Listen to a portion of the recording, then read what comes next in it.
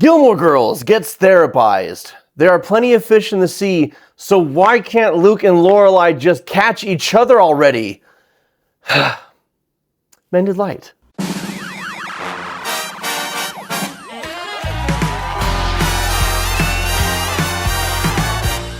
All right, today we're taking a look at Season 3, Episode 12, Lorelai Out of Water. So the writers of the show really drag out the will they, won't they of Luke and Lorelai. And I don't mind because every moment of that is delicious. But how do we make it realistic? How do we ground it in real human behavior? And what can you and I learn from this? Because Luke and Lorelai keep missing each other. The chemistry is clearly there. The interest is clearly there. They are willfully ignoring it, willfully pretending that it's not, out of fear. Out of fear perhaps of losing the friendship, out of fear perhaps of misreading the signs, out of fear that I think this person might be the one for me, and if I'm wrong, I would rather not know, because then I can always at least have the possibility. There's a whole host of reasons why. But they keep missing each other and fishing for other people. So here we have Luke meeting Nicole. Excuse me. Hi, I'm looking for Mr. Lucas Daines. Oh, Lucas? What? IRS. I'm not IRS. I'm not IRS. I'm Luke Daines. Luke Daines. Sorry. Well, hello, Luke Daines. I'm Nicole Leahy. I'm Taylor Dorsey's attorney. Ah, gee. I was gonna say maybe the only thing worse than IRS is Taylor's attorney. We're here, but hey, what's the fun of being Taylor, right? Well, I'm sorry if this is a bad time. It certainly won't take me very long. Fine. Whatever. Let's get this over with. No problem. You want some coffee? Yeah, sounds great. I really just need to witness your signature is all. It's actually just a formality. In other words, completely ridiculous and unnecessary. Uh-huh. Okay. Mr. Dorsey really likes things to be formal and neat and in triplicate. He just loves things in triplicate.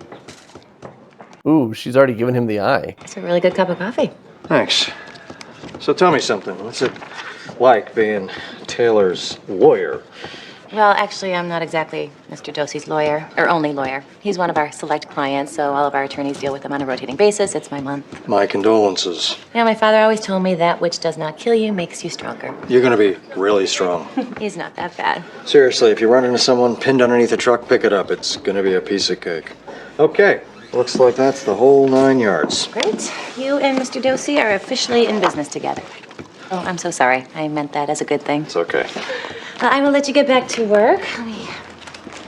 No, on me. Tell you what, it's business. Let's let Mr. Dorsey pay for it. Even better. So she's playing it really well. I mean, that's a very believable meet cute. It's not overwrought. It's not overcooked. It feels like something that could happen in real life. And it's based purely on, okay, we immediately have attraction. We see the other person and find them attractive. And then we test the water with banter. And what I really like about Luke's banter here is he's not assuming a different persona to try and impress her. Oh, she's an attorney. She's kind of fancy, kind of classy, not necessarily small town backwater like I am. And he still just hits her with the direct Luke. And a lot of us don't do that. A lot of us will assume a persona to attract a person. And if there's one thing I have learned in my life, it's far better to be yourself. I know that sounds hallmarky and cliched and Saved by the Bell, Disney Channel, very simple, just be yourself. But it's honestly true. If a person isn't drawn to who you are, then that's not your person. So Luke's just being Luke, and he's seeing what she thinks and she likes. And I like how they play that. That's some very natural chemistry.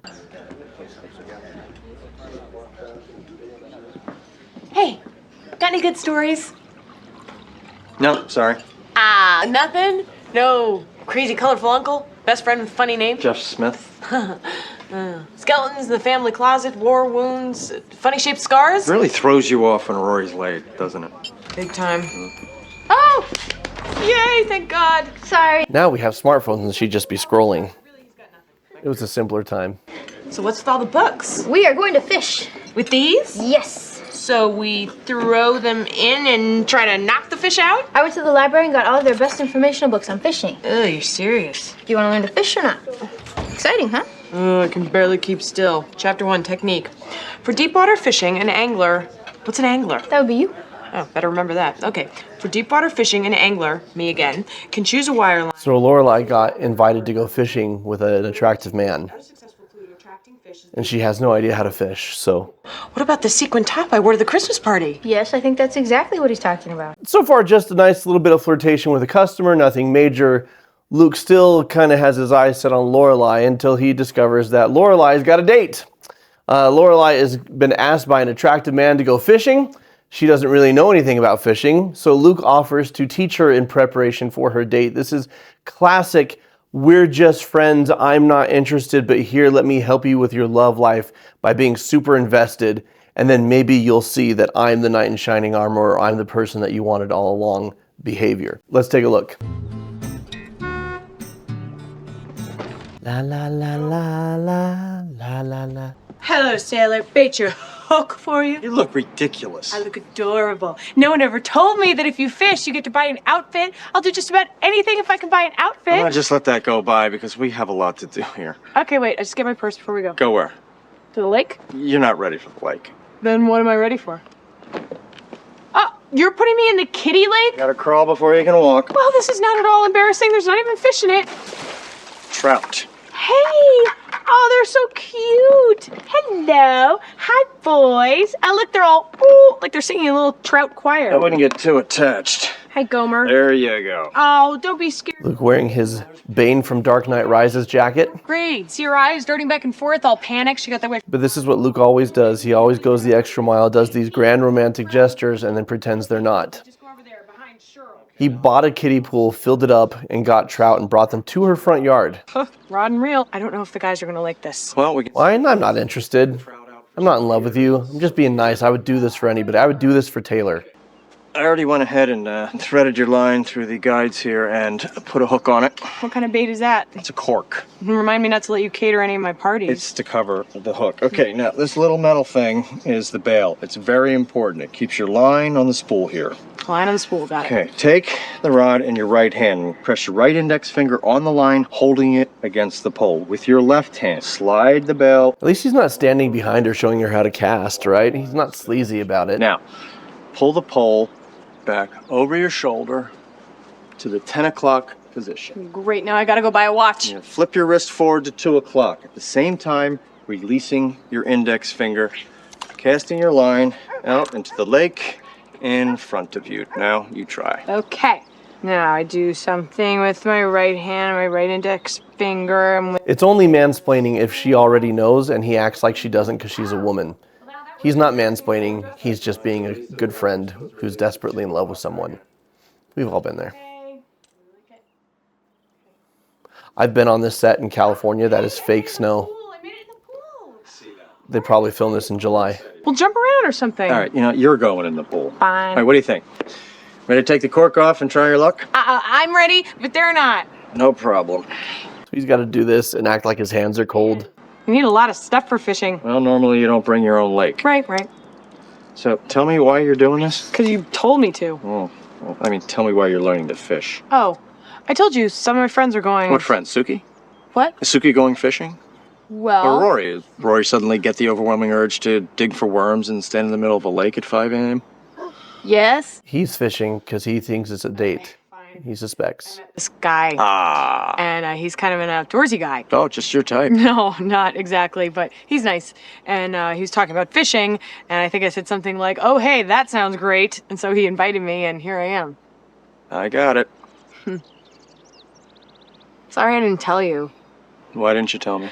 I don't know. I just felt stupid getting rooked into the thing in the first place, and then No, you didn't tell him because he's in love with you and you're in love with him. about my personal life. Tell us about your first date or Second. date. Luke's being a little awkward here. Tasting place. Coffee tasting. That's just your type. Well, I think that's great. Thank you. Yeah. When are you going? Sunday morning. Well, it's hard to be a fisherwoman without your own pole. You can borrow one of mine if you want. Really? Yeah, I got an extra little tackle box too, if you want. That would be great. Yeah. Luke, you have so many windows. Favor? Sure. Put a cork on your hook. Sure. so many opportunities. Like if you actually do a running tally on this show of the number of times that Luke or Lorelai could have spoken their feelings for each other and didn't, it's a lot. It feels like at least once per episode. So we talked about this. He may be afraid of losing the friendship. Maybe he's afraid that they'll try it, they'll date, and then it won't work. And then he'll know that it didn't work. And if they never date, or if he kicks it down, the can down the road and doesn't ask her out, he can always believe, okay, well, maybe she's my end game. Maybe this will work out someday. A lot of the healthiest, most beautiful relationships don't start off as romances. They start off as friendships. Unfortunately, that can be a double-edged sword. On the one hand, there's a deep level of respect and enjoyment and appreciation for each other that comes with a friendship that blossoms into a romance. On the other hand, you can get terrified of making a move. Whereas you at a bar or on a dating site or, I don't know where you, at church, I don't know where you meet people, but where you're specifically looking to meet people to date, you go in with that energy and it's a lot easier to make that move. It's a lot easier to be flirtatious. It's a lot easier to express interest, to ask someone out. But when it comes to somebody that is a friend who you've fallen for, we get absolutely paralyzed. So what to do about this? I have some thoughts, but my first thought isn't just pretend your feelings aren't there and move on with somebody else.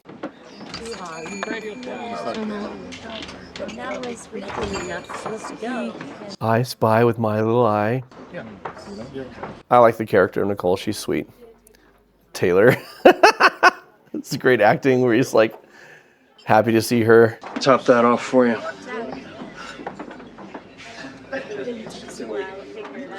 Coffee over here. Where are you going?